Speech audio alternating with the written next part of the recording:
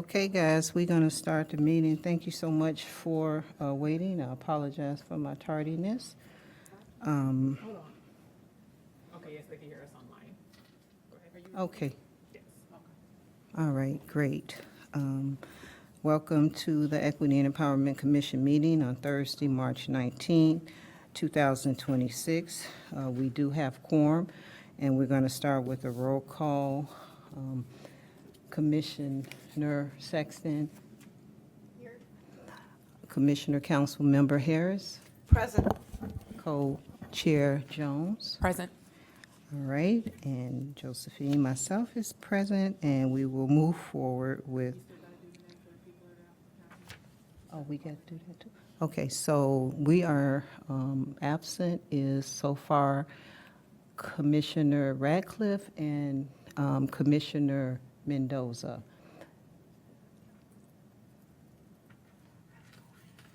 So that is the roll call, and I don't have to say nothing about approval. Okay. All right, so we're going to move on to approval of the virtual participation. There is no one online. Okay, so we have no one online, and we'll move down to approval of minutes from February 19, 2026, the EEC meeting. Can I have a motion for the approval of the minutes?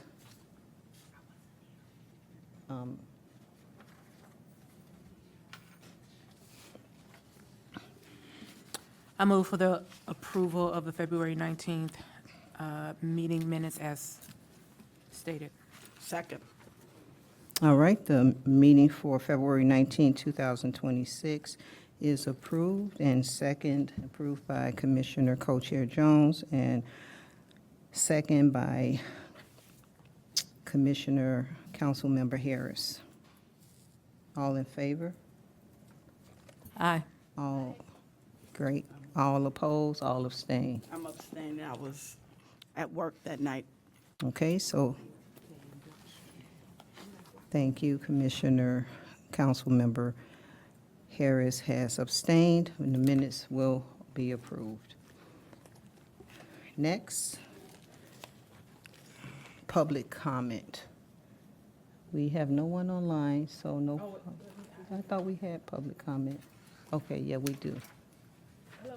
So we have Jane Carpenter. Hello, Jade. Do you have a public comment? Hi, no, I do not have a public comment. I was just sitting in today. Thank you.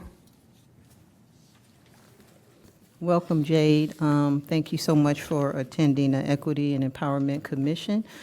We welcome everyone to attend and to learn and grow from our meeting, and you are welcome to come in and participate as well.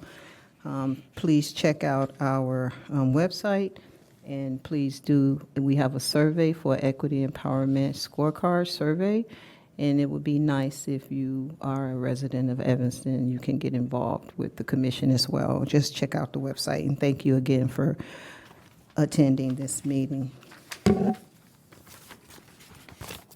Will do. Thank you so much. You're welcome. So items for discussion, environmental equity investigation, next steps for the EEC. So we did have the EEI to come and present at our meeting, thank you, last month. And this is, they did do an investigation, and I know Council Member Harris was absent, but she is familiar, right? Am I correct? And aware of their involvement with the city and all the work that they have done. So we did discuss partnership during that meeting. And Commissioner Sexton, you were here as well, correct? Were you here for that meeting? The last meeting? Yes, okay. So everyone that's here was here, so we don't need to do an overview of what they presented and discussed. So I would like to get a motion to partnership with the EEI and move forward on some equity scorecard topics that we could present later, 90 days to 120 days, once working with Jerry and Janet. They did reach out by email and ask us what was our stance, and I wanted to bring it to the next meeting to partner with them to work on some of the issues in the environment and in Evanston, and partner with them on some of those things that we can bring to the commission. They did discuss 3 topics that they were promised, remember, Co-Chair Jones, in 2020. And those 3 topics, maybe Co-Chair Jones remember, and she can bring that up for Councilmember Harris.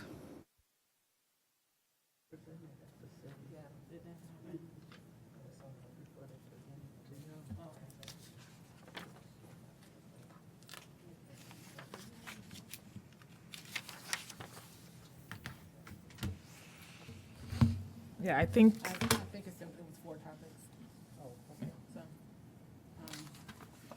So based off the information that I have from the notes, what was presented, the 4 topics were the open space, parks and trees, housing and development, streets and transportation, and the 4th was community services. if it's my understanding, I think their request was for the EEC to partner on ensuring that the recommendations are being operationalized in the plan, and that The progress 4? is tracked. Okay. Is tracked, yeah. So,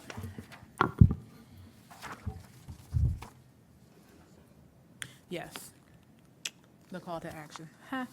All I had to do was look at the back.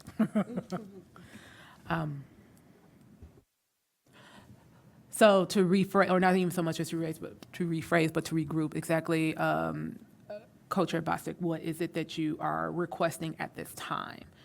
For us to do is to put a motion on the floor for us to partner with them and to be able to do this call to action to make sure that these 4 things are coming into fruition moving forward. Yes, this is what I'm asking for a motion for.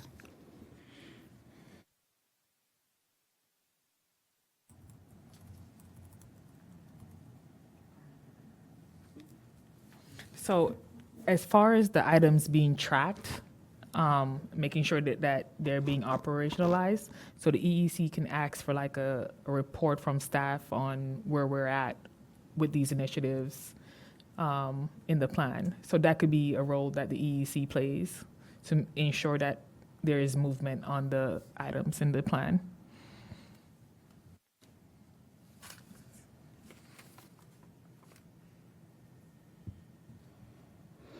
And also, this would include the collaborating and data and analysis to understand which communities face these disparities as well. The goal would be to bring forward the equity in informed environment recommendations, and also, as Tashik said, to track and just look at the progress about the action, the call to action as well. So I can be working, or we also can be working with Jerry and Janet, going to some of those meetings. I know that they had a meeting probably about 2 weeks ago about this. But I didn't want to just start getting involved until we talked about me being able to collaborate and go to some of these meetings and see. Once I sit down and speak with them, or we sit down and speak with them, we'll have a better understanding on not just the call to action, but what role do we play, being the EEC with their goals, and see if they really align with our goals, but I believe that they do. And so to partner, I just need us to put the motion on the floor to partner with them. And also, this can be, we talked about the waste station as well, and that's something that I know that we're passionate about. Commissioner, Councilmember Harris also is involved in that, I believe, on her official role. But I think this is something that we can track, and then we can bring we can couple it with the scorecard and see what we can do as far as bringing this to the council members, just for a listening session.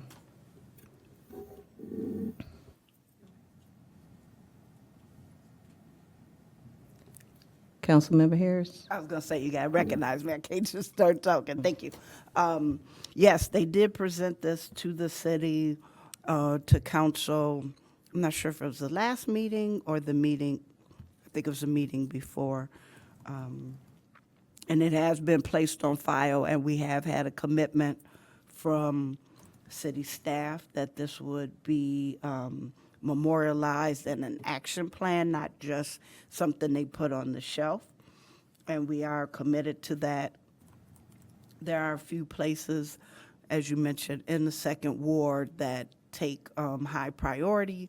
The waste transfer station is one of those facilities.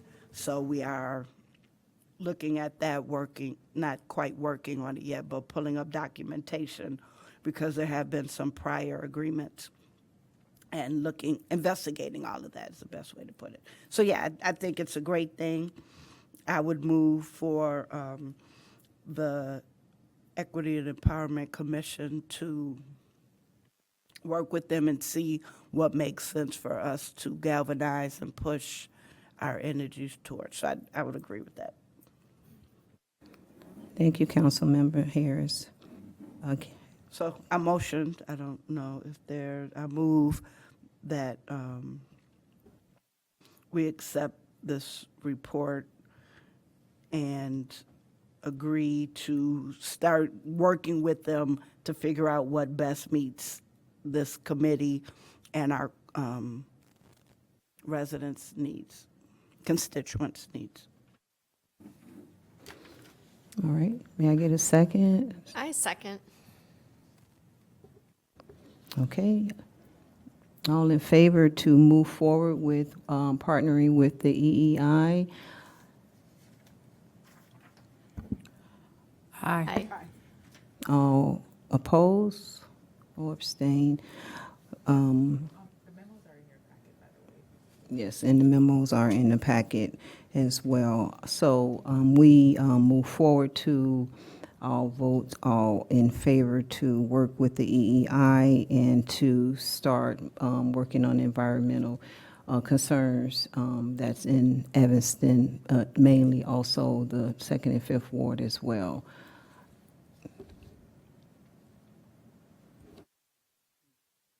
We're going to continue with the agenda. If anyone else has anything to say about that? Okay, good. Thank you. Let me see what page I was on.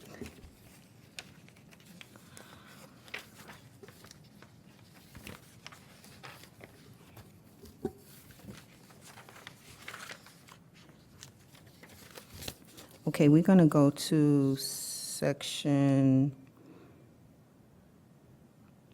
V, as in Victor B. My B's and V's sound the same, so. The housing presentation request, scoping discussion.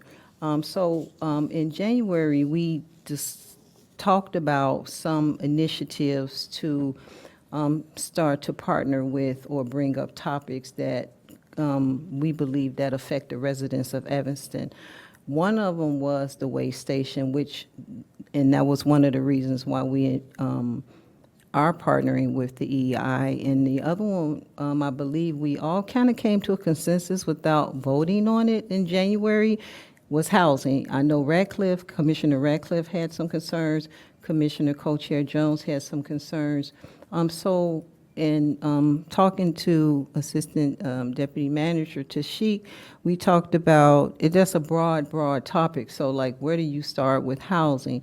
When we set the agenda, we talked about like, okay, where do we start? I mean, it is so much. So if we can just discuss how we want to narrow maybe a topic, 2 topics down, and start working with that group, because I believe it's a lot of so many possibilities as far as housing is concerned, the landlords, the zoning, it just goes on and on. So I wanted us to move forward because this is March, and we need to move forward with some initiatives that we did discuss in January.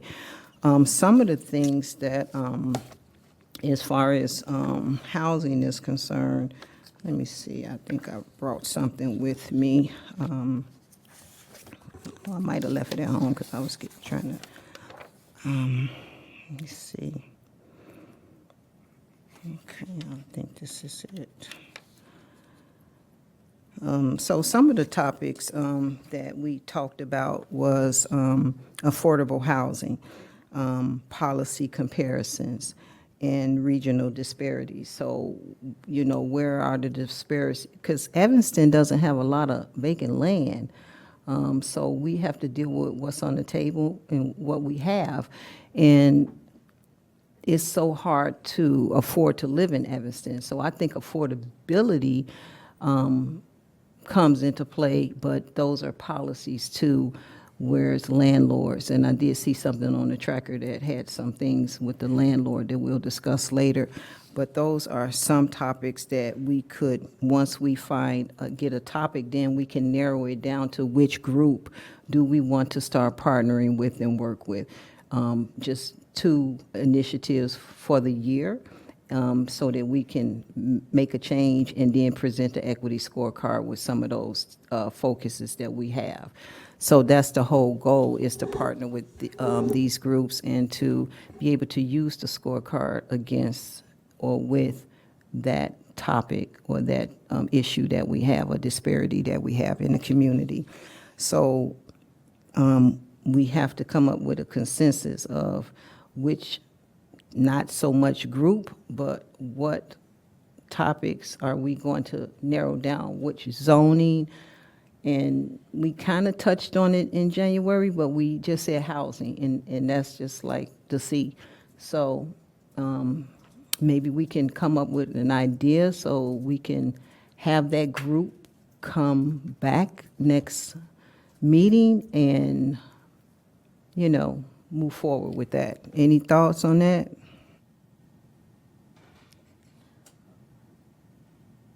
So the city is working on a housing for all action plan. So the questions that staff is really asking is, housing is broad. You can look at it from a private development standpoint, a public development standpoint, addressing landlords, addressing different demographics. So in your packet, there are several bullet points that I think will help city staff narrow down on what your interest is, what they should present on. Now, they could go broad as well. They could just come here and go over do a review of the Housing for All plan. If you all would like just a big overview of information about housing in general, and then narrow it down. But if you have something in mind, let us know. Is it city staff who are working on the Housing for All plan, or like who's working on it? It's city staff.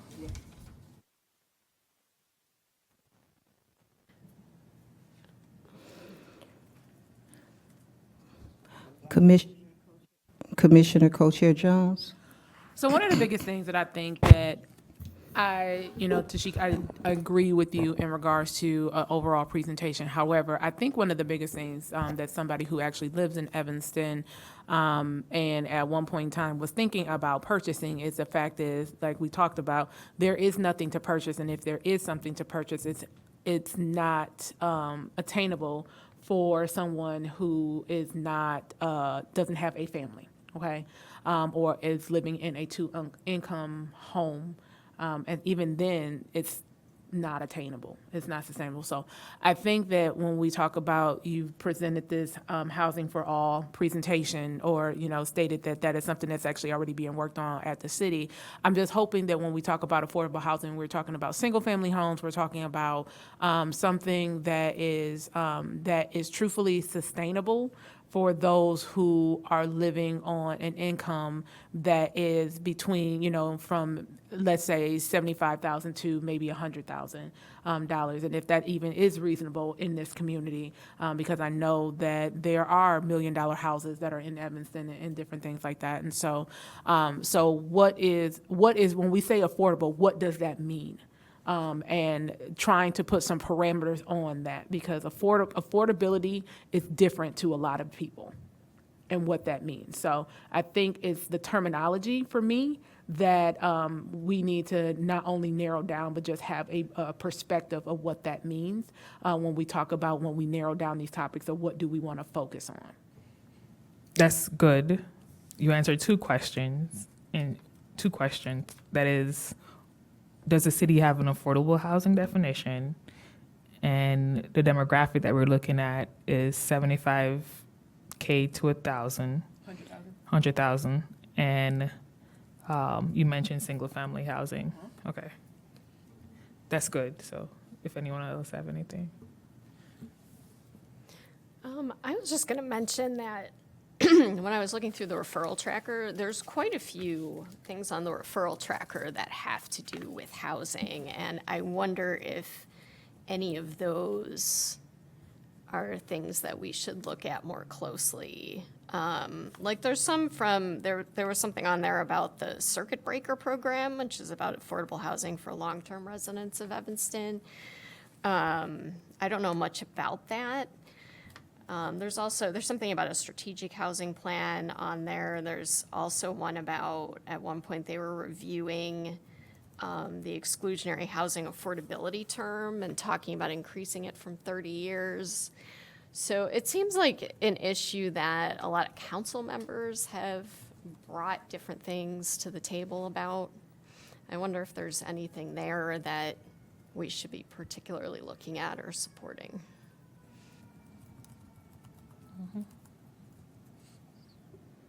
Okay, that's great. Tashik, did that answer any of the questions on the Miranda? Tashik. Say it Yeah. again? Say it again? I said, did that answer any of the questions on the Miranda? Okay. That's a good topic, Commissioner Saxon. Councilmember Harris? Okay. Yeah, there are 4 bullets. The housing topics the commission would like to focus on, the questions the commission would like city staff to address, the demographics and/or equity concerns the commission would like to center in the discussion, and what discussions or actions will this inform?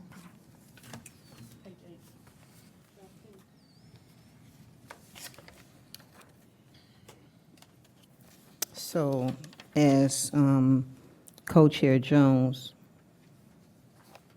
Co-Chair Jones? Yes. You need to have a discussion? You need to say something? No. Oh. I see. It's Oh, actually- I'm sorry. Councilmember Harris, I'm sorry, I didn't see you. I'm sorry, I turned it off. So I had a meeting today with the staff on Housing for All, and there is a 132-page document. I don't know if people have read it or looked at it. We could ask them to come and possibly synthesize the information, because what I don't want to do, staff does this work. We put it where we're legally supposed to put it, and then we have them come and re-explain it. So I think having them synthesize what this document says would be appropriate. And then from there, if we have, and excuse me, this candy is bitter. If we have things top of mind for ourselves, we can address that with them or ask for input. And then potentially, if we don't have any things, ask how we can support the work they're doing. Because there's a group of staff that are doing the work. How do we support them? How do we ask them to, maybe they're doing A and we really want it to be skewed to B, whether they will or will not, that it would be our recommendation. You mentioned A, but B is really important to us as a commission. But hearing that information synthesized, unless everybody has read this document. Has everybody read the document? No. Okay, I can send it to us. It's on the webpage. I'll send it to as well. Co-Chair Jones? No discussion. Okay. Commissioner Saxton? Okay, thank you so much, Councilmember Harris. That's great. And that's, if you look at it, it's the same thing that we're doing with the EEI, partnering with them, seeing where we fit in and seeing how we can move the needle forward. So that would be great to invite the staff to come and synthesize the information. Some of the questions that Co-Chair Jones had would be great to ask them. And also some other questions, like who does it affect, the rent burden disparities, because that's one of the things that you mentioned, the rent burden disparities and disparities, and then having a single income, but to purchase and live in Evanston, you need really a 3 income. So those are some things in talking about access to affordable units, also how the evictions and housing stability is, because is a lot of people moving out of Evanston, and I know some people that's trying to get in Evanston. So those are the things, and what equity concerns are we naming? Who is most impacted? What disparities exist? What historical or structural issues are at play? Those are some questions. The policy recommendations, the budget priorities and program changes that will impact the residents of Evanston. So those are some things, once they come and synthesize the information, we can ask these questions and then see how our partnering or assisting, and if they feel they need any assistance from us to, Councilmember Harris said, you're working on A, and that's all great, and it sounds wonderful. No equity issues there, but what about B? And is that something we can also champion and start as well, and start doing research on and exchanging data? So that, I think, we didn't have to really make a decision tonight, but I think that decision in bringing them and having those questions, when they come, it can narrow down if we want to move forward with this group or not. Yeah, I think that's enough. Thank you. That's enough directions that I could give back to staff. Okay. Yeah. Also, Tashik, if you take that back to them, the one thing I would say, if there is something like, I understand there's a 132-page document, but if they even have like what I would like to call a summary or like a cheat sheet of a document that's maybe like a 5 to 10 pager that gives us the highlights that they would like for us to look at prior to them coming. So then that way we can have some questions prepared for them that we can ask them so they can be able to flesh that out for us.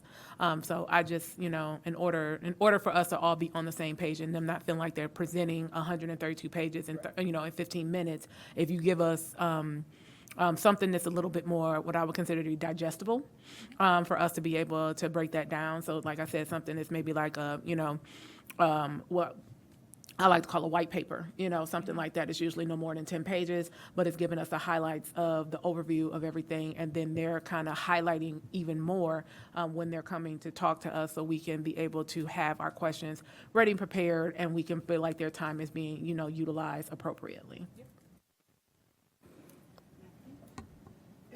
If I'm correct, I spoke to them today, but I've been in meetings all day, so my dates are crisscrossing.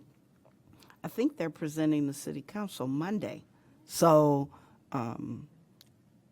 that might be a good place to also tune in Monday, because they're going to synthesize that as well. They're not going to give us 132 pages, but it will be brought and talked about Monday, this coming Monday, so to help get questions formulated, and then we can say whatever, if people have time to watch Monday.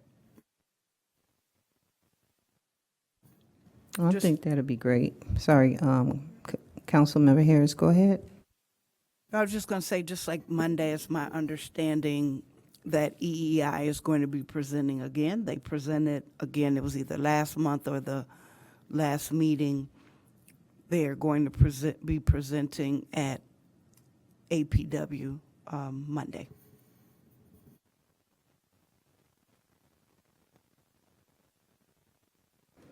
Thank you, Councilmember Harris. Co-Chair Jones, you have anything further to add? Nothing further. Commissioner Sexton, do you have anything to add? No, I don't have anything. Okay, thank you so much. So we are in agreement on that for next meeting. Next, we are looking at the Equity and Empowerment Commissioner Summer Retreat, something, we talked about this, Councilmember Harris last month because of, the summers and our schedule. I don't know if you had opportunity to look at it. We came up with September because I think we said July we were going to take off, or we were going to have a month off, and September would be a good month coming back from our retreat.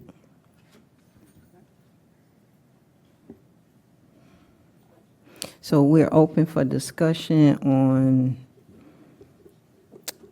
that retreat. Commissioner Sexton, you have any discussion or suggestions? I guess I'm Hello. I'm 1 second. Commissioner Radcliffe is just joining us. Thank you. Thank you for your attendance. Okay, go ahead, Commissioner. I think last time we had it on a Saturday. So I'm assuming it's going to maybe be a similar format to that. Yeah, we could copy that format where we have had a facilitator. It was a half a day. We had breakfast and lunch. So up to you all. Staff would just like direction on what you guys want out of that retreat.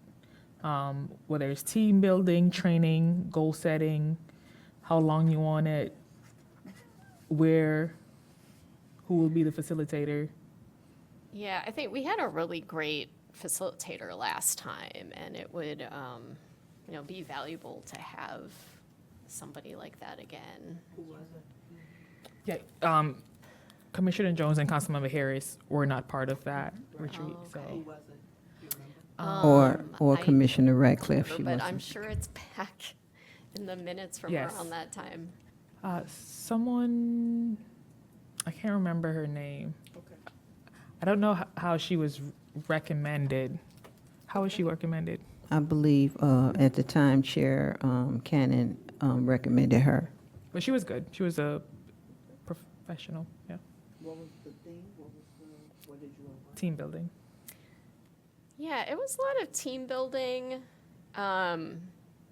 just kind of talking about generally how things were going with the committee, some kind of past things that had happened with the committee and where people wanted to go in the future. But, overall, I think it was really a chance for the commissioners to connect more, which was very positive.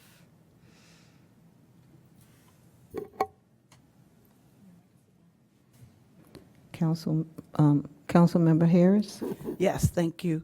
So I think what we need to be focusing on, I don't think there's a relationship issue up here. I think we all get along. I think goal setting, what we want to focus our year, this is just my opinion, and we can all talk about it. Goal setting, how to do that. I think that's to me, more beneficial. I don't see any conflict up here. But that can be woven in, but I think the gist of it really should be goal setting and how to move initiatives forward like that. Okay, thanks. Co-Chair Jones?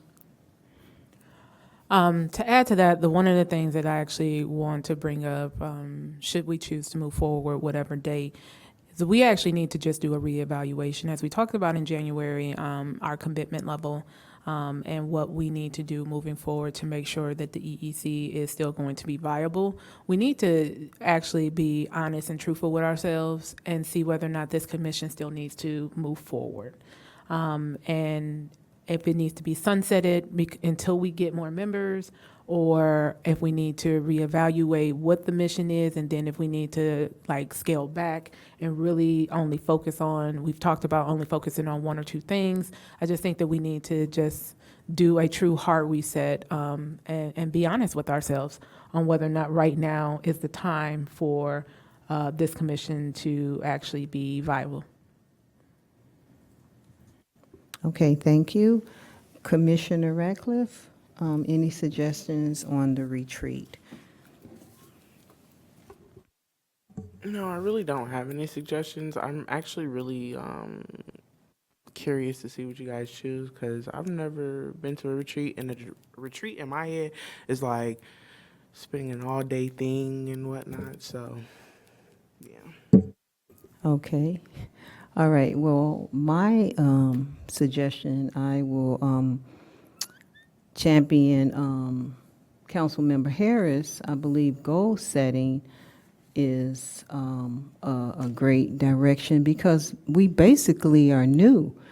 I mean, 4 of us is new and only 2 of us is still here. And even if Jacqueline was in attendance tonight, she's new as well. So I think that goal setting is a great idea. And then we can also get the details to staff later. But I think that should be the topic to me. And we can also do some team building, because we're all new too. But I think our main theme should be goal setting and then team building. I feel like everybody on the commission board I feel comfortable with everyone here. I don't have any issues or anything, just being real honest. And if anybody do and want to sit down and talk about it, we can talk about that. And it could be, sometimes it could be participation. If it's, to me, my opinion is, if it's a lack of participation, then it seemed like, oh, okay, it's like, But once you dig deep into it, it's like maybe you're going to school for your master's or your PhD or even a associate's degree. It's like a lot of work to be on this commission, and you got to believe in it. Champion off of Co-Chair Jones, I don't think that I believe that we are effective even if it was 2 of us on the board. I said this once, I'll say it again. I believe in what we're doing. Yeah, our direction, and it seemed like we're lagging, and you do get disappointed and, disenchanted at times, but the whole goal was to make a difference with the residents of Evanston. And maybe sometimes you fall, but you get back up, and maybe this didn't work, but this worked, but not trying is not the answer. It does get disheartening. It does seem like we're not moving the needle, but I think building the team, building it right now, that's what we're doing. We're building a solid foundation. And once we get those goals in leadership and participation and all of those things, I believe we will be flying. But right now, I feel like we're doing a good job, and we need a reset as far as why we here. Do you want to be here? Is this something you believe in? And do you want to participate? So to me, if each one of us is honest and answer those questions, to me, that's the reset, is a personal reset, not to liquidate the commission in itself. Any other discussions from the commissioners or comments?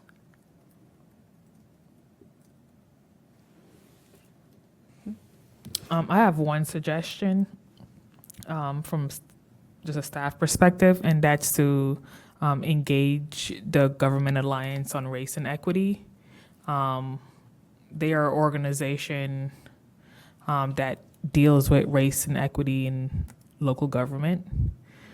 so I can engage them and see if maybe they could do a training for the EEC.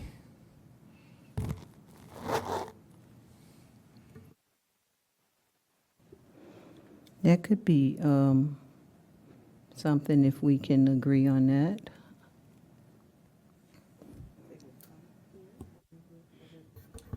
I'm open to the inquiry being put out there to see if they are available and then what that training would entail, and then bring it back to the commission. So, Yeah, I could do that and come back. Okay, that's great. And then at that time, we can kind of look some things up on our own as well and get some information and to see if that's something that'll work. As far as the location, the last retreat we had, we were at Robert Crown. So we could, right? It could be at any, since it has to be open to the public, it could be at any public accessible facility. It could be at Levy. Yeah, Crown is hard to get. They're Yeah. so Levy, could we even do the new Prieto? I don't know if they have meeting room. Want to do Prieto? Yeah, let's go. Okay. If they have a meeting room, I just don't know how that's configured. Okay. Okay, great. So we'll discuss this with the Alliance, Government Alliance next meeting. Yes, I'll reach out and try to get something back for the next meeting. All right, thanks for the suggestion to shake you rock. All right, so I hope that was, yes, she does. Moving down the agenda, let's talk about V as in Victor D, update on outreach of EEC scorecard survey. Just to make a point that we did have that expo. To me, it went great. I was Commissioner Radcliffe held it down. Commissioner Sexton held it down. And it was great. The, what you call those side rooms? They were great. They had so much information, and I don't know how many people were there or showed up, but it was very engaging. So I don't know how many. I did buy some clickers so that next time we have an opportunity to do an expo, we can click and see how many people actually engaged with us. Actually, there's an update Okay. in your Thanks. packet. Oh, maybe I thought I could pull it up on the computer. So you guys went from 7 responses last time to 27. So Shannon and Radcliffe, so that outreach work does work. Place to be. Thank you so much for that update. You guys have lots of comments. Let me pull the survey up. Give me a second. Thank you. Oh, I'm on my computer. Tight keyboard.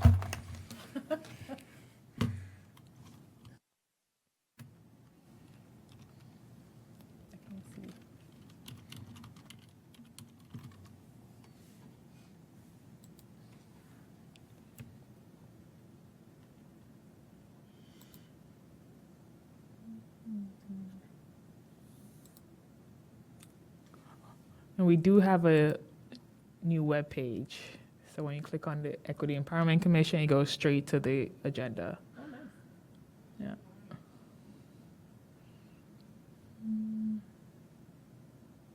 There we go. No, we were always fancy. All right.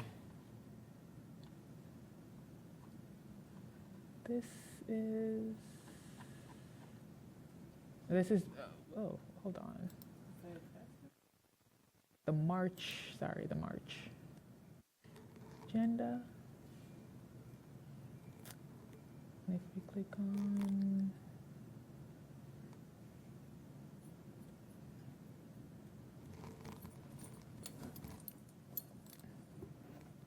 So while she pulls that up, I just want to encourage the other commissioners that we will be our best trying to participating in these community expos. And I think it's very rewarding to just be there with the residents and also to become visible and let them know we exist.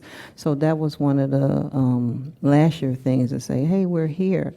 Also, we talked about getting onto the newsletters of the council members and being able to go to some of those meetings to just present ourselves and to make sure that they know that we're the EEC. We can wear our buttons and just become more visible in the community. Those are some things that we can do. Okay, here we go. Let me go share my screen.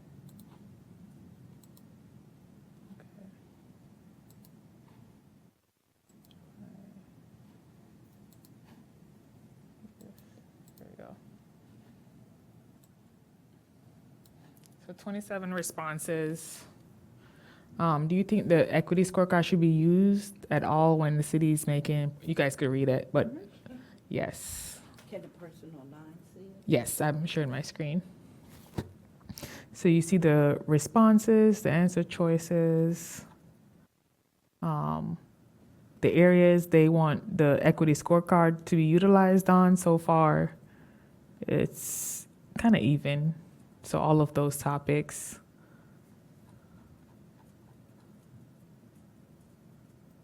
Do you think the equity scorecard will increase equity in city council policy making process? The majority said no. That's not I expect that. Residents, they're like, yeah.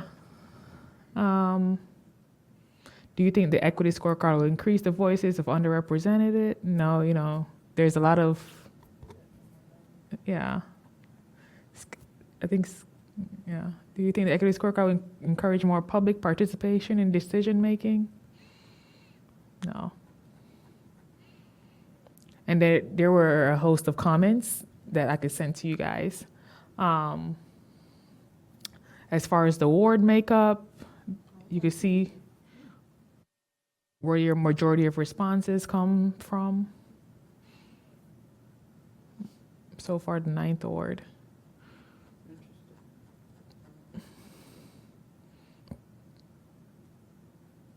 The folks that responded, they own their own home, majority.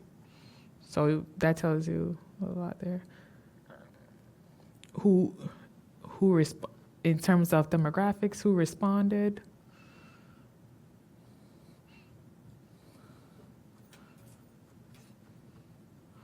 Age group. Wait, prefer not to say, go back. How many people said prefer not to say? I can't click on this, but usually it would tell me. I could include a number and a percentage next time. Oh, yeah, I don't know if it's at the bottom, Oh, there you go. And then if you go down a little bit more, it's after the over 65. Oh, it's not, okay, it's not on there. So if I had to do math, I would figure it out, but not that deep. So with that being said, I was just looking at this from a city staff perspective. And I made some recommendations. So to get a representative sample of the Evanston population, you'll need like 350 responses. So there's no deadline on this, but I think continuing to go to events, I'll ask for it to be included in the newsletter, just continuing that outreach work to get responses. That could help. I put some upcoming meetings in the memo. So I don't know if you guys want to take a look at that and see if members want to attend those. As I did at the Reparations Expo, if you're going to attend these meetings, in-person meetings, I can provide you with an iPad. So when you're there at those meetings, you can talk to folks and say, hey, I'm a member of the Equity Empowerment Commission. We have this equity survey. Do you want to provide your feedback? So I could give you, print out the little cards with the QR code, and I can also provide an iPad for you if you're going to attend the meeting. Okay.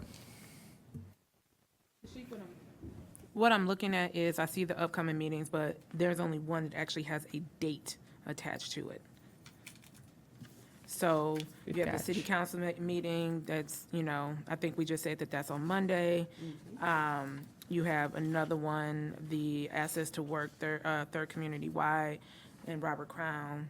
Fifth Ward, again, it's virtual. The reparations is the only one that actually has a physical date. And then the fourth ward meeting, again, no date. Yes, let me tell you those dates because I got them off the city calendar. And I could tell you, the second ward is April 21st. At Trade Collective. In Greenwood. I don't know the exact address.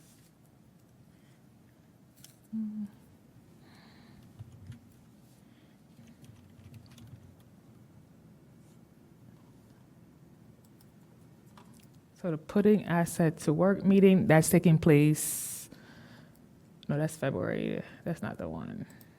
Let me see, go back here.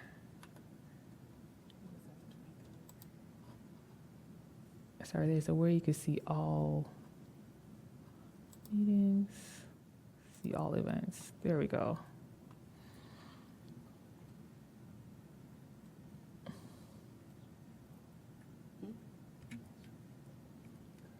Okay, so for March, we're looking at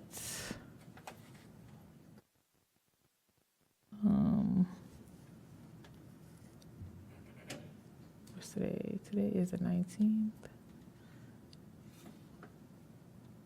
So Monday's City Council, that is the March 23rd.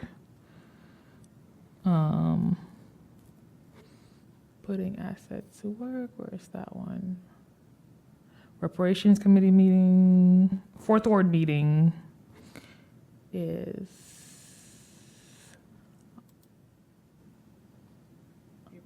April 11th. And fifth ward meeting is usually at the end of the month. Let me see. Fifth ward meeting is on March 26th.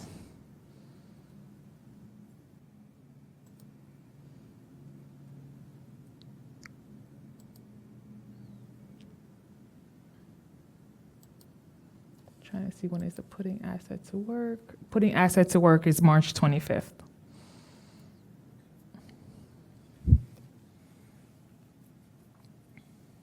Sorry about that. Thought I did that. I did it in my head. Well, thank you so much. Go ahead, Council Commissioner Ratcliffe. That's at 9:00 on Thursday. 9:00 a.m.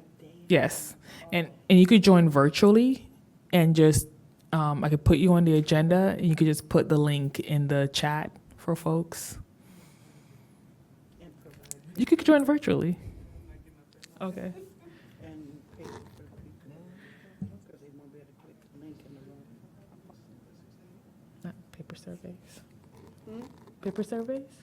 Oh, like a QR code? But you know, Something the people in the room can't do, you can that link oh yeah, on the computer. I could do that. That's there. Okay, Tashik, thank you so much. Those are some great suggestions. And just looking back at the equity, scorecard going from 7 to 27, that's good. And we need 350. And Tashik created all of these avenues for us to succeed and win. How many residences in Evanston? Do you know off the top of your head? 78,000. Okay, so 78,000 residents, and all we need is 350. Come on now, we can do it. Yes, we can. Also, I'm just going to say this, you can lead a horse to water, but you can't make them drink it. It's hard. It is hard. Numbers are low for even voting. Yes, it's hard, we know. But creating those QR codes that we can have when we go to the council members' meetings, when we attend these other meetings, just having, not even an iPad, because most people, when we were at the table, they didn't want to do the iPad, and the iPad is a backup. one person working on an iPad, and we didn't have any at that. We had a QR code behind us, but a lot of elderly, they're not going to want, Commissioner Radcliffe had to help an elderly. It took, what, 10, 15 minutes to do that? And so that's a backup at our table, because people just going to go around when they see you're busy or this or that. So having those flyers with the QR code, or like Tashik stated, having those cards with the QR code is going to be, just scan this, please take survey, whatever. That's going to be easier, and plus asking the other council members to put it in their newsletter and to do all the other suggestions that were made for us, I think it's going to be great. I believe that we can get to 350. I don't want to speak a date into existence, but I know we can do it. It's what, 5 of us here? 6 of us, actually. If we do a QR code that can go in our newsletter, yeah. that would be great. Okay. Put that in our newsletter. Okay, yeah. So Tashik will be working on that, right? Okay, thanks so much. Okay, so for the, Well, I was going to ask, have we put the QR codes on any of the bulletin boards in any of the community buildings? Because I know sometimes when I'm just standing around the library, waiting for my kid or something, I can go look at that board and see what's there and think, oh, I have time to take this survey right now. yeah, that's great. We just have to get the flyers and put them up on these bulletin boards and put them inside of the centers around Evanston, and at least hope for the best. We also can participate in some of these upcoming events. City council meeting, who has time to go to that? That's my last day of Spanish class, so I can't miss it because I'm presenting. So can we assign someone to go to that meeting and have our QR code ready to ask people to sign? Yeah, there are the people survey? sitting down at We city. can circulate it and just hand them some papers and ask them to circulate it when they're done with the paper. And they can take, Quarters, you make it quarter sheets and you put them on the chair. oh, You gotta ask the city manager, but okay, yeah. on every other seat, and say, pass this to somebody else. That would be a great idea. Thank you, Councilmember Harris. Can we get someone to agree to go to that? I would go, but I can't miss my last class. Can I'll we? be here, so if it's a piece of paper we're putting on if we get permission to put them on the chair, then I can mention it from the dais. Okay, okay. So Tashika let us know if we can get permission, and I then, think you should email. okay, Luke? Yeah. Okay, yeah, that's no problem. Yeah, so we got to email Luke and ask permission. Okay. So Tashik, if you can make a copy to say, this is what we want, it'll be quarter sheets, it'll be at every other chair, and ask people to pass it back. If he says yes, I get here early enough, I can put it on the chair. Okay, that's one down, possible. Okay, putting access to work in third community-wide meeting at Robert Crown on March 25th at 6 o'clock. Can I get a volunteer? I'm out of town all next week. Okay, next. I could do that one. Okay. Thank you so much. Okay, Fifth Ward is virtual, and we talked about we really couldn't put anything up for the screen, or was it Yeah, something? that QR code, If- Councilmember Burns can do the same thing. So that's why I say, if we get that QR code in multiple forms, we can include it in our newsletter, we can include it here, anybody having in-person meetings.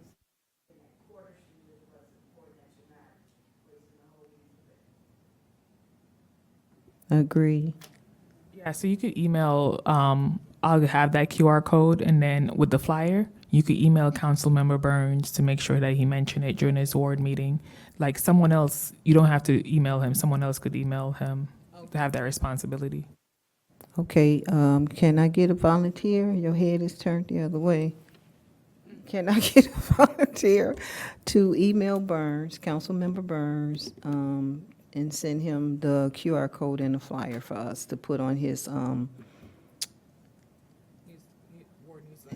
ward news? Just send me what I need to send. Okay, You could attend his meeting too, and it's virtuals. What time is that? They don't have a time. It's March 26th at, Probably at you need to go on the page because you'll need to get the link. it's on the city website. Yeah. So March you'll have to 26th. sign up usually.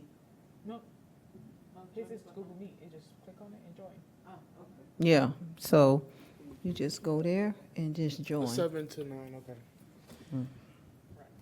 Okay, 7 to 9 p.m. Okay, and then the reparations meeting, what date is?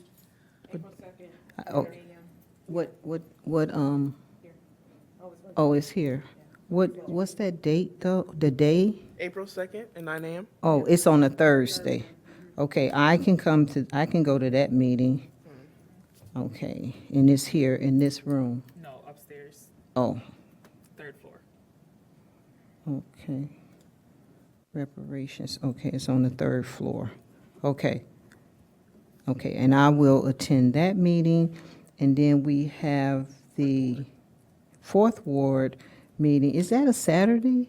It is. I work that day. April 11th is Saturday. Yeah. I work from 6:30 to, Oh, okay. that's the 4th Ward meeting. And it's 7 p.m.? That don't sound, yes, April 11th. That's his office hour. His hours. Oh, Oh, the 4th Ward meeting is April 7th. April 7th from 7 p.m. to 9 p.m. okay, I can attend that meeting as well, or I can ask, I can also, if I don't attend it, I'll ask Jacqueline to attend it. So we can see if she would attend that meeting. I would ask her, but I will also go as well, and then I'll have the things that I need, and I'll email council, the council member, and let him know that I'll be there, and let him know what I'm going to be doing. So, I will email you all the QR code, the flyer with the QR code on it. And then we'll see at the next meeting what results you guys Okay. get from those. and you said that was April the 7th for the 4th Ward, correct? Correct. Okay, at 7 7 p.m. Okay, so I will do the reparations, And Councilmember Harris added her 2nd Ward meeting, which is April 22nd. and second, the April 22nd. 21st, excuse me, April 21st at the Trade Collective. And Okay. I can, that's the only one that I can actually make Okay, it to. so- Even though I'm not in 2nd Ward, I can go and assist. Well, thank you. What time? So co-chair is 7 going to p.m. do that one. All right, so look at us, we moving. Thank you so much for your participation. We're going to move down to the, continue on the agenda. Let me see where I'm at. Okay, so a quick update on recruitment of the new EECs. It's the same update. Mayor, from the recommendation, I did send Mayor Biss a few emails. Also, Stephanie, secretary, and then I did, the last one I included Luke on, and still haven't gotten any feedback or anything.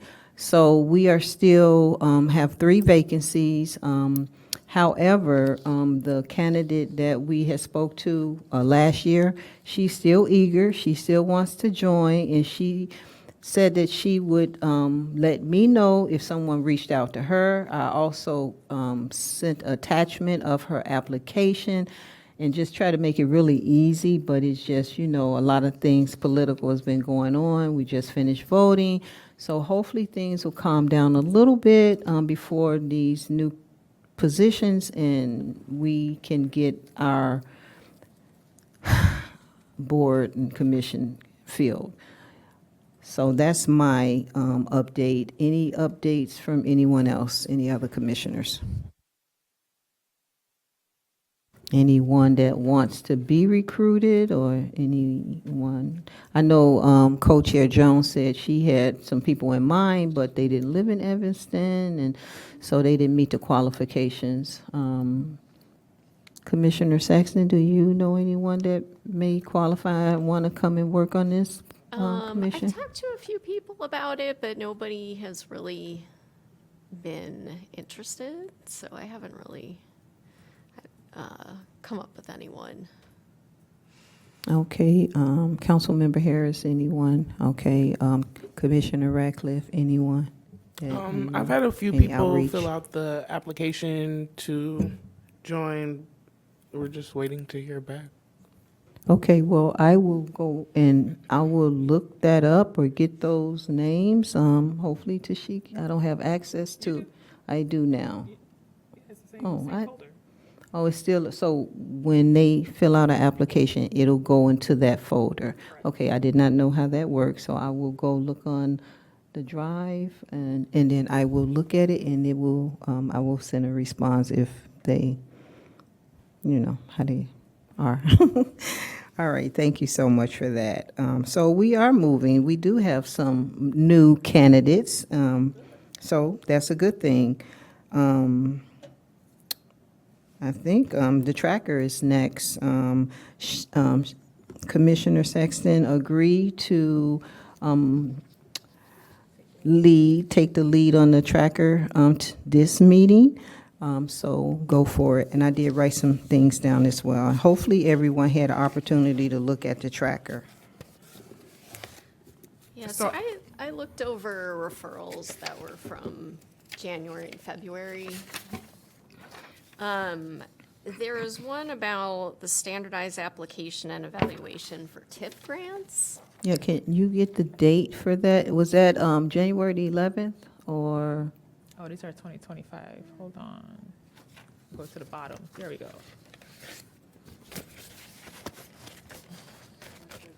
That was the 11th. And then, yeah, TIF funding guidelines, January I 11th. think it's above that. enforcement of vehicle, discussion on library, dog park.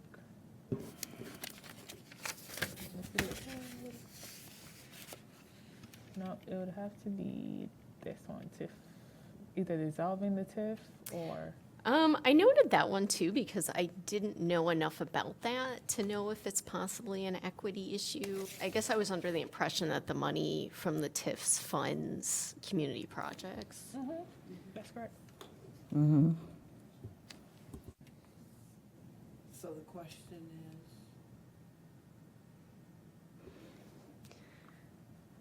So I guess my question was, is that potentially an equity issue? I don't know what all the reasons for and against, having TIFs or dissolving them would be. Councilmember Harris, can maybe answer that for us? Yeah, so it's two phases. So we're looking at trying to create a program. People are asking for TIF because they just see a big pot of money and just say, well, I want some of that money. So we're trying to, level the playing field by having the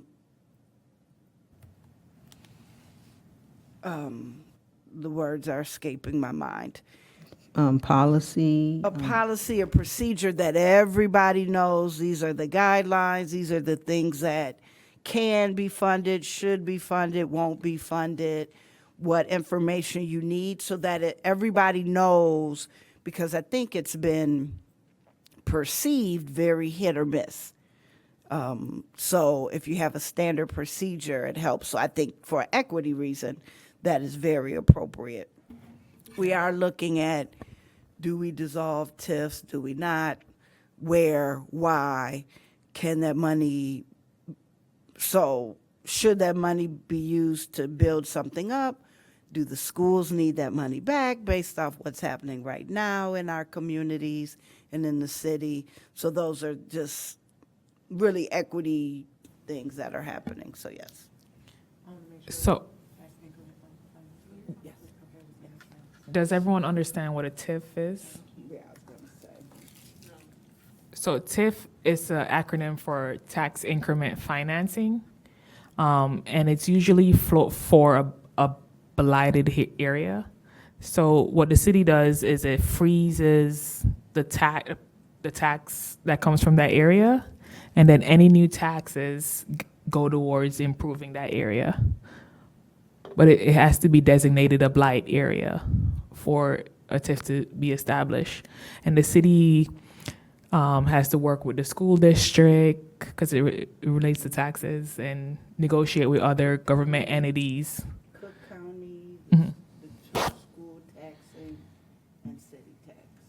All that money that that area will receive in general, the places will receive is put into that account. So like you have, for example, I'm not trying to call it anything, but they're trying to do things for the Mayfair line, where the train tracks were, where the segregation of the red lining happened. That's one of the areas that it hits. Second and fifth ward, there is a TIF in the fourth ward, and I want to say there's a TIF in the eighth ward for sure, maybe even ninth. Other communities. You wouldn't find it in the wealthy, the first, the fourth, the seventh. You wouldn't find it there. Yeah. It's a reinvestment strategy, if that's. Okay.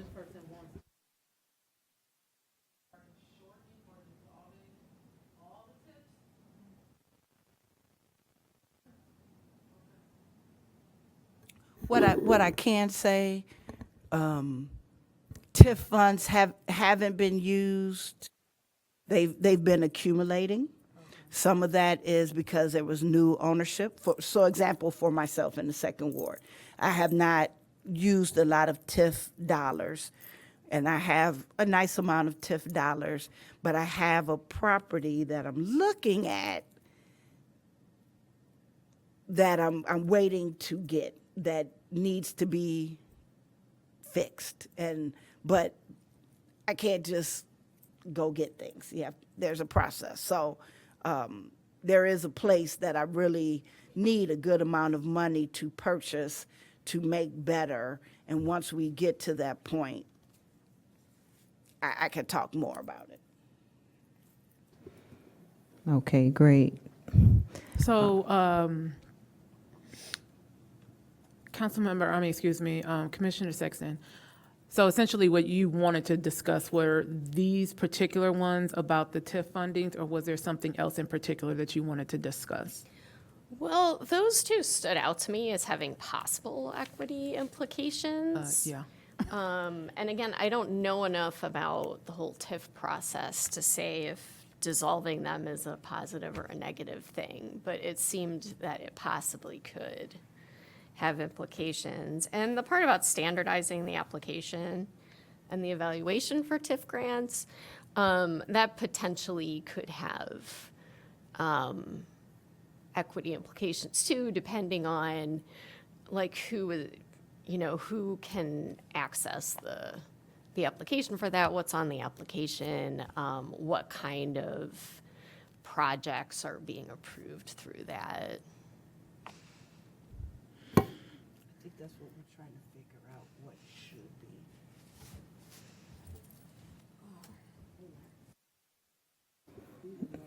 Okay, So, having read that, would the commission like more information about TIFs from city staff?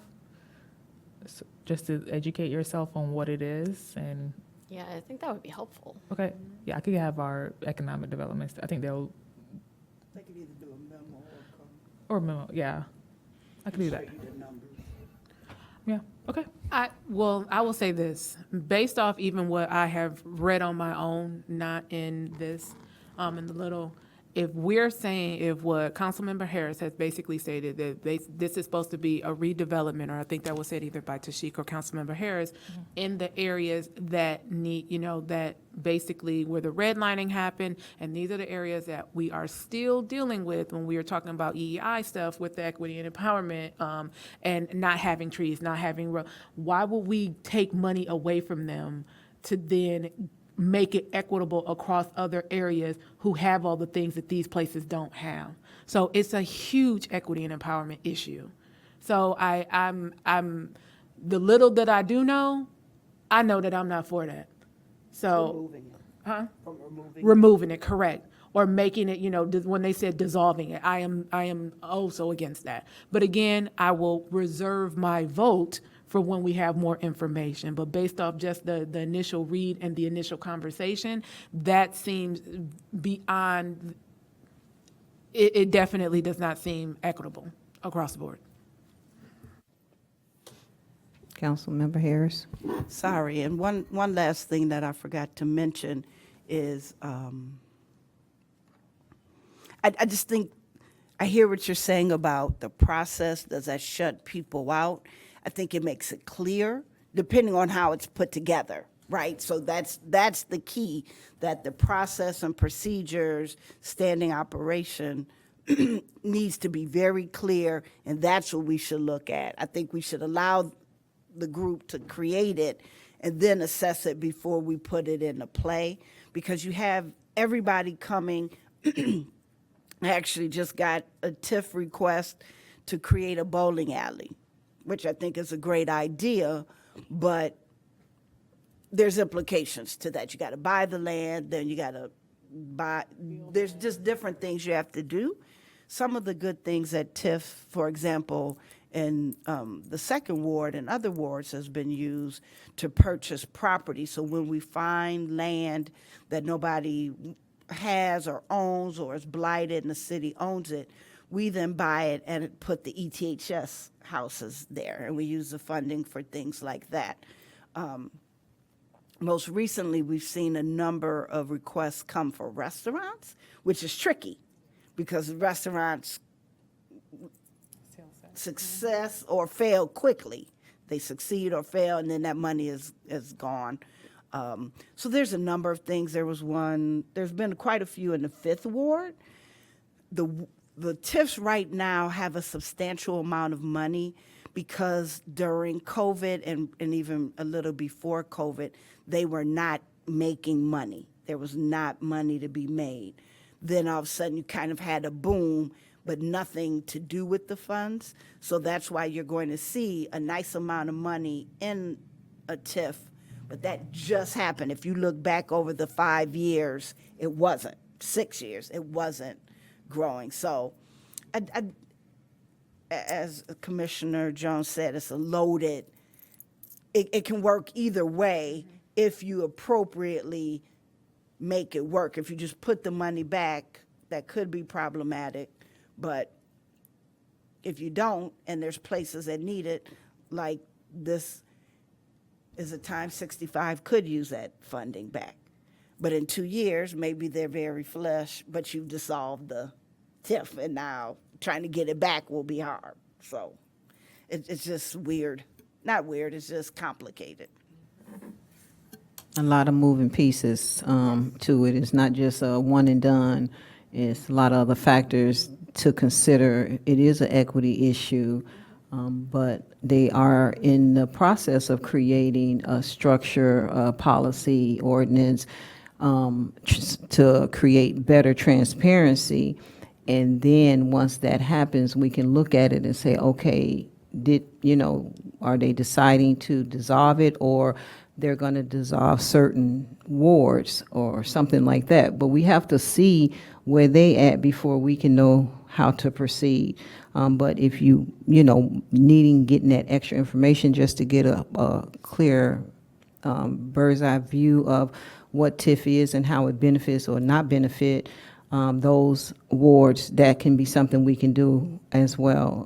But this is a process, like Councilmember Harris said, and so we just have to wait. And also, as a council member suggested, we can have them to come and do a synopsis of, what. But first, before that even happens, we still need to let them decide moving forward how to better structure it and create those policies. So thank you. Moving on with, yeah, she still got a couple more to go, and then just for the sake of time, we'll look at one more, and or the one that mostly picks out, we're looking at the tracker. Go ahead, Can I just- Councilmember yeah, Harris. My last point was, we could say, if we know prior to hearing from them what's important that we think should be in the policies and procedures, right? So we don't have to wait for them to create it. If there are things that sit in our mind, like this is important, we think it shouldn't discriminate on this or whatever, we could present those to them before they do the work if we have some things like that in mind. And it sounded like you may have thought about some things that you say, it better not do this, it shouldn't do that. Then we could also help them before they go down that road, and then we say no if we already know. So I'm done. That's a great point, and Commissioner Saxon did raise some excellent concerns about that, being inequitable for all. So those are some things, once you get the information, review it, and that could be something that you can head on getting those questions. If you look at our equity scorecard, it does address some of those issues. So that can be something that you can have as a starting point, and then have them to come and see if we can work with them and present these options, and that they can include in their policy, or at least be thinking about it and giving them a post to pause because of these concerns that we can bring to them. Okay? All right. So we'll just do one more tracker, and then we'll take just whichever one you thought really stood out, like that TIF was an excellent one, and then we will move to adjourn once we do this last one. Yeah, I didn't really see anything else that stood out to me as having possible equity issues, not from the ones that are on there recently. I do kind of wonder what's happened with some of the older ones that I know we've talked about in past meetings. There are a couple things on there, like, having a translator for public comment at the council meeting. Which seems definitely like an equity issue, and I wondered if there had been any progress on that. Yeah, I could follow up with staff on that one to see okay. where that one landed, or if it's still being discussed, and that you all are interested in knowing the status. Oh, I think the one that Commissioner Saxon was talking about was January 21st, and we kind of discussed that already, a standardized application and eval process for small business for assistance on TIF grants and given by the city. That was one of the ones that were further down from January the 11th, and I think those coexist together as well. I kind of wrote down all of the ones up until March the 11th. But I think the other ones is kind of self-explanatory. If we all had an opportunity to look at the trackers prior to coming to our meeting. So it was a few that I jotted down. I thought about the farmers one. Their fee is going up to $300 from $175 annually. But the information, and that was, what date was that on? Farmers. That was January the 13th. But they are mainly non-residents, but it can affect the residents. I don't know. I got to do a little more research on that about when they come, because this was like the summer and winter times. Yeah, this is the summer and winter times when they come. Farmers market vendors. Yeah, the vendors, and their fee, their license fee is going up from $175 annually to $300. And even though the farmers that come are non-residents, but it could affect the residents too. If some of them say, well, I can go here or there, that could affect us too. But I think they love us. Well, their prices are just raised. They're gonna, as any business, you're gonna balance it out. Right. Yeah. Some of that is for upkeep. There's a bunch of reasons. Yep, it is a lot. But other than that, I think that we are good on the tracker. Did you have any other ones that stood out to you, Commissioner Sexton? I did not from the more recent ones. That's really good. Is there someone assigned to review next month's tracker? That would take the lead on making sure they review it for the committee meeting? Commissioner, I'm not going to look at you when I say this, Commissioner Sexton, but you did, I couldn't help, I had to look. But you did such a good job. If you want to head the tracker, as I said, I will definitely champion you. This is all the stuff I wrote down, so I am prepared. So if it's something that you discuss or something I can discuss as well, so I'll definitely be your sous chef. Okay, yeah, that's fine. I can look at the tracker again for next month. Okay, thank you so much. I appreciate that. Okay, so anyone has any other questions concerning or discussion concerning the tracker? Items of consideration, communications, any reports? Any reports, any concerns in the community that you may have heard of or was approached that you want to maybe discuss or put on the agenda for next meeting? Any commissioners? No? That would be a no. Silence is louder than words. I had something to say, but okay. So we're going to move to adjourn our meeting at 7:32. Can I get a motion to adjourn? A motion to adjourn the meeting at 7:22. Second. 32. Oh, 7:32, I'm sorry. It's okay. Can I get a second? Second. Okay, so our Equity Empowerment Commission meeting,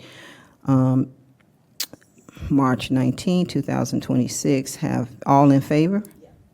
All right. Aye. All right, so now our meeting, Equity Empowerment Commission, March 19th, has been adjourned at 7:32. Oh, opposed, no one. Thank you guys for coming, and I appreciate your participation.